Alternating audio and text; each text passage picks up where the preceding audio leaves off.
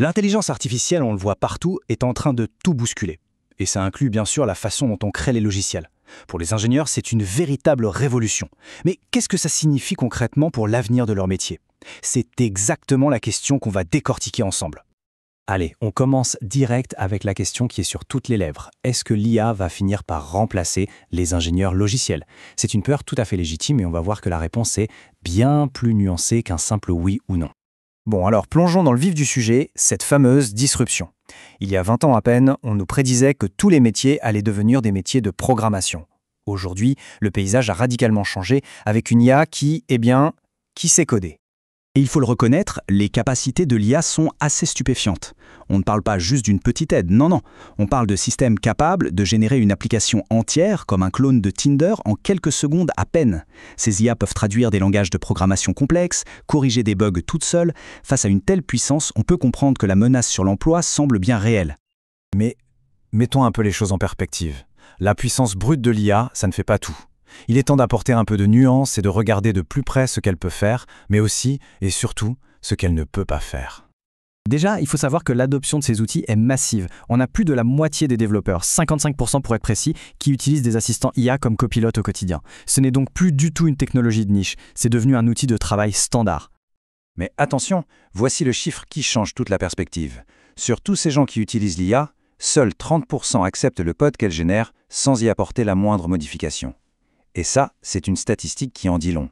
Ça nous montre qu'il y a un fossé énorme entre utiliser l'IA et lui faire une confiance aveugle. La supervision humaine reste absolument cruciale. Et la raison de ce manque de confiance, elle est fondamentale. En fait, l'IA est une experte du comment. Comment générer le code, comment aller vite, comment répéter des tâches. Mais l'humain, lui, reste le maître incontesté du pourquoi. Le pourquoi, c'est la vision stratégique, la compréhension du contexte, l'empathie avec l'utilisateur, le jugement éthique.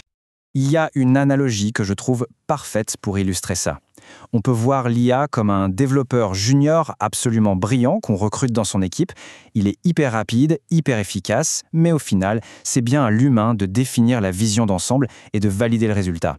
L'IA reste un outil surpuissant certes, mais qui a besoin d'une direction claire. Et c'est là qu'on arrive au cœur de notre analyse. Le rôle de l'ingénieur ne va pas disparaître. Non. Il est en pleine évolution, il s'élève à un niveau bien supérieur, qui va bien au-delà de la simple écriture de lignes de code. Pour bien comprendre cette évolution, la métaphore du plancher et du plafond est très parlante. D'un côté, l'IA élève le plancher. Elle automatise les tâches de base, ce qui rend le code beaucoup plus accessible à tout le monde. Mais de l'autre, ce sont les ingénieurs qui élèvent le plafond en repoussant sans cesse les limites de l'innovation et en créant des systèmes toujours plus complexes. Et ça nous amène à un changement fondamental de ce qui a de la valeur. Les meilleurs ingénieurs aujourd'hui et demain, ce ne sont plus ceux qui codent le plus vite. Ce sont ceux qui pensent le plus profondément. La valeur se déplace de la vitesse d'exécution pure vers la profondeur de la réflexion et la capacité à résoudre des problèmes complexes. Alors, la question c'est, comment on s'adapte concrètement?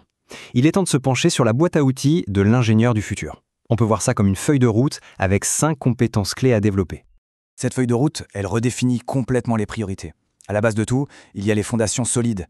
Les algorithmes, les structures de données, ça reste indispensable. Ensuite, par-dessus, il faut apprendre à penser comme un architecte, à concevoir des systèmes vastes et fiables. Mais la technique seule ne suffit plus. Il faut devenir polyvalent, intégrer des notions de design, de produits, de data. Et pour que tout ça fonctionne, la communication devient une compétence absolument centrale pour connecter les idées et les gens. Et enfin, tout en haut de la pyramide, il y a la maîtrise de l'IA. Non pas comme un simple exécutant, mais comme un véritable partenaire de création. Pour terminer, tout cela nous amène à redéfinir la profession elle-même. Il est temps de forger une nouvelle identité, une identité beaucoup plus stratégique et inspirante pour l'ingénieur de demain. Une chose est sûre, le simple titre de programmeur ne suffit plus du tout. Il est devenu trop réducteur pour décrire l'ampleur et l'importance de ce rôle en pleine mutation. Cette nouvelle identité, on peut la voir comme celle d'un stratège, avec 3 casquettes. D'abord, celle du visionnaire, celui qui ne se contente pas de résoudre des problèmes, mais qui définit les bons problèmes à résoudre. Ensuite, la casquette du pont, celui qui fait le lien entre les outils, les équipes, les différentes disciplines. Et enfin, celle du leader, qui orchestre la collaboration subtile entre les talents humains et la puissance de l'intelligence artificielle. En définitive, le futur n'appartient pas à ceux qui codent le plus vite. Il appartient à ceux qui pensent profondément, qui s'adaptent rapidement et qui collaborent efficacement. L'ingénieur logiciel ne se contente plus de construire des logiciels, il construit l'intelligence de demain.